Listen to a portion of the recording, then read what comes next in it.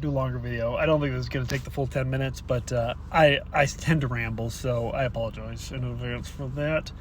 But this is probably the most important clue that I've talked about thus far, and I think it is critical to actually solving the final poem, so I've kept a little close to the vest, more so trying to figure out how to apply it and what it means. But it's layered, it's hard. It's I think you have to go multiple levels deep in order to ultimately extract what is needed to solve the actual poem. And so here we go. Starting with the acknowledgement page. A lot of people have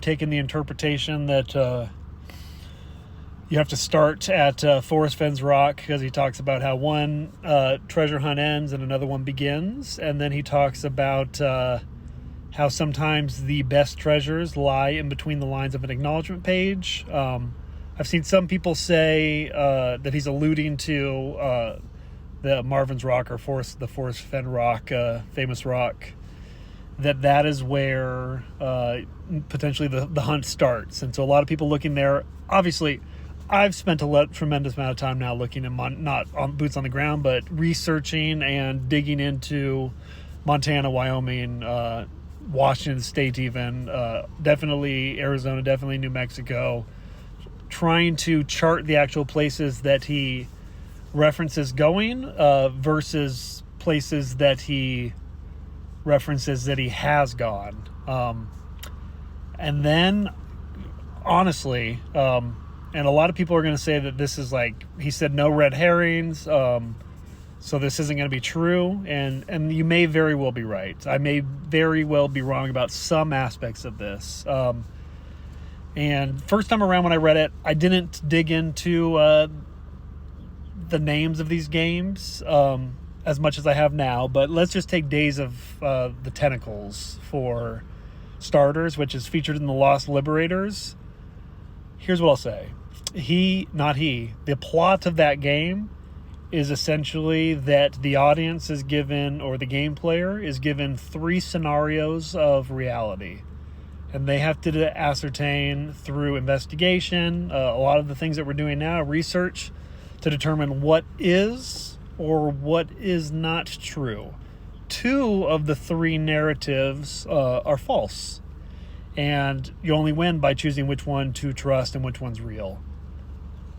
How does that come into play? Again, not asking anyone to show me their butts to prove anything, so let's not take this anywhere else, but I don't think he got bit by a badger. I don't. I have a lot of friends that are hunters. A lot of people in the comments have told me that it could definitely happen, but like, they're nocturnal, and he's in the water. He's wading in the water. I think he references that he's maybe even like crouched to get to a fishing spot.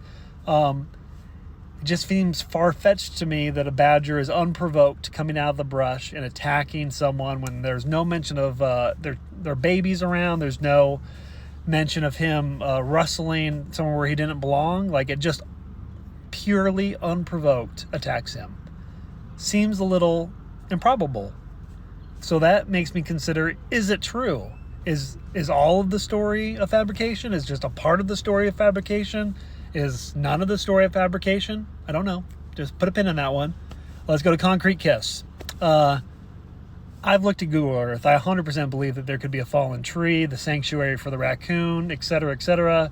I didn't find it on Google Earth, but it's been a lot of years. It's very likely it'd be removed. So I'm putting no onus in that. What I am putting onus in is that I can't for the life of me find a hill on the back 9, or the front 9 for that matter, but I Google Earthed, I adjusted the angle of things. I found one elevated green, but where it actually extends out to the path, it seems very, very flat.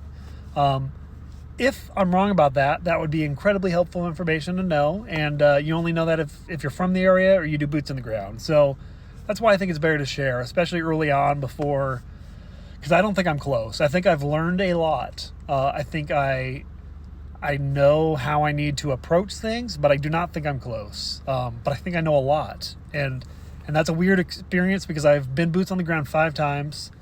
6 times. 4 times in the same spot, 1 time 15 minutes away. And I really thought I had it solved. Not even confirmation bias. I saw it taking the stories from the poem, taking the stories from the book, applying it to the poem, that I came up with a very natural solve in New Mexico that involved the cloud climbing railroad, and ultimately ended up in multiple transitions of trails that felt fated by the actual poem lines themselves. At every decision within every turn within the cloud climbing road, it perfectly led me to a dead end where there was a abandoned blue truck on an old logging trail, which felt very, very similar to his dad's. If the concrete kiss is accurate, then his dad drove on the back nine in order to reach him from kind of an emergency standpoint. Again, I don't find any hills that would have been anywhere remotely close to the image in the book, which shows not a huge hill, but like a fairly steep hill for a short period of time, where you would actually apply the words Indy 500. And so let's take it a step further. And this is really the main clue. And so if you lasted this long, you deserve to know this. And I feel like we're in this together, so I'm gonna tell you, or I'm gonna tell you because we're 6 minutes and 30 seconds in, but I think this is very important. So he goes along with the Days of the Tentacle and some of the other aspects of the game, but let's go to the acknowledgement page, or the pages, and let's go to the last line where he says, sometimes the best treasures of all are in between the lines of an acknowledgement page. And I think a lot of people, the natural kind of conclusion to that is he literally puts a picture of Marvin's Rock, or the Forest Fen Rock, famous rock from his hunt. He puts that in between lines on the acknowledgement page. So everyone, I think, naturally reaches to the conclusion that it's in Montana, that's where you start the hunt, and end of story. I think that's a false narrative. It's not a red herring because it's an intentional part of the riddle of the book. Let's take it a step further. I believe he does give you the answer to that riddle within the acknowledgement pages. I think that if you take that same application but you apply it a little bit differently, he almost immediately gives you the clue, which is, he says, I don't know, I know what he says verbatim in the period that I'm going to say, but he essentially says that the book is inspired by this and that, and then he says, he does a dash, and then he says equal parts memoir, equal parts confession, equal parts treasure map, and then he ends the dash. Those instructions are in between 2 lines in the acknowledgement page, and I've obsessed to the level that I highlighted every single time in the book that he gives a message in between 2 lines, 2 dashes. There are a lot of instances in the book where he does a dash and then he continues on another sentence, but then he periods it and he ends the sentence. It is really a rarity. It does not happen in every chapter. If it does, it may happen 1 time.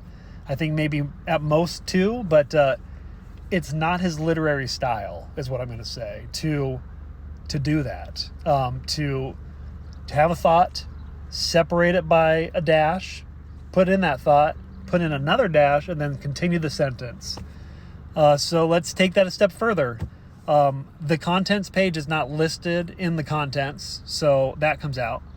The acknowledgement is the actual key to apply to the actual contents itself. So those are 2 mechanisms for finding solutions. So if you remove the acknowledgements and you don't include the contents which aren't listed in the contents, then you end up with 51 chapters. 51 divided by 3 is 17. So for me, that means 17 of these are confessions. That could be the cable conundrum, where he confesses to unplugging a network cable Microsoft, or it could be a confession that maybe he didn't really biff it on a hill, and maybe that aspect of the story didn't happen. And then 17 are memoirs, which I think are more honoring the family members in his past. But yeah, I think that I think it plays, and I think it's important.